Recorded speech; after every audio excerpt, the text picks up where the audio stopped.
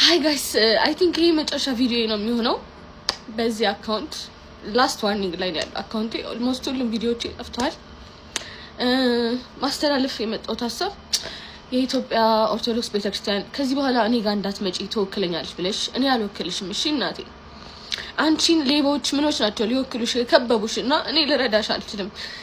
እነሱ 30-60 እየተካፈሉ ከነዲያን ጋር እነሱ ይጠብቁሽ። እኔ መጥቼ ካስቀደስኩብሽ ጸበል ከተጠመቅኩብሽ እናት ከሆንሽኝ ለኔ ቤተክርስቲያን ይበቂ ነሽ። ዝም ብላችሁ እንጂ እኔ የገዳም ማስታወቂያ ከሰራው ዘመን የለኝም ነበር። እኔ እኮ ተጠግቼ አምላኬን ፈልጌ ተጠግቼ ጭራሽ ከአምላኬ ርቄ የቤቱ ተክሏ መሆን ታስተምሩኝ ትቼ ወጥቼ መጨፈር ከጀመርኩ ቆይቻለሁ። ዝም ብላችሁ ነው የተነሳችሁብኝ። ስለዚህ ሃይማኖተኞችም ለእናንተ የሚሆን ፔጅ አይደለም። እዚህ ፔጅ ላይ አይዘመርም ምን አይልም። ቲክቶክ ላይ ስመጣ እኔ እንደውም እምነትም የለኝም። ከዚህ በኋላ ከመጣው ነው ወደ ዩቲዩብ መሄድም ይመስለኛል። ዩቲዩብ ከፍት እያሰብኩኝ ነው። ምክንያቱም በቃ ደከመኝ ጋይስ። አሁን ደግሞ ከሰው ጋር አይደለም ገባችሁ ፋይት እያደረኩ ያለሁት በመንጋ ካሉ የመቅደስ እንትኖች አጋንንቶች ጋር ነው ፋይት እያደረኩ ያለሁት እና እነዚህ ደግሞ ይከብዱኛል። እኔ አልቻልኩም እውነት። እኔ ቦኒ ታድረሽ ማለት ጀመርኩኝ ዛሬና ከፋኝ እንደዚህ ማለት የራሱ።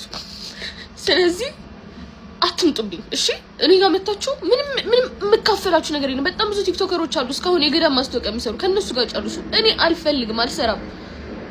ጣልቼው ነው የወጣሁት። መጨፈሩ መርጫለሁ። ብር ከመብላት ከገዳማውያን ከነዲያን ብር ከመብላት መጨፈሩን መርመጥመጡን ሞክሬያለሁ። ከ10 ጻድቅ ጋር ከመዋል ከ100 ኃጢአተኛ ጋር መዋል መርጫለሁ።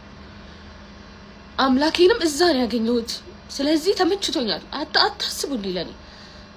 ከዚህ በኋላ ግን መዝሙር ስለማታዩ እኔም ስለማልሰራባችሁ አንፎሎ አድርጋችሁ ከፔጅ ይወጡ እሺ።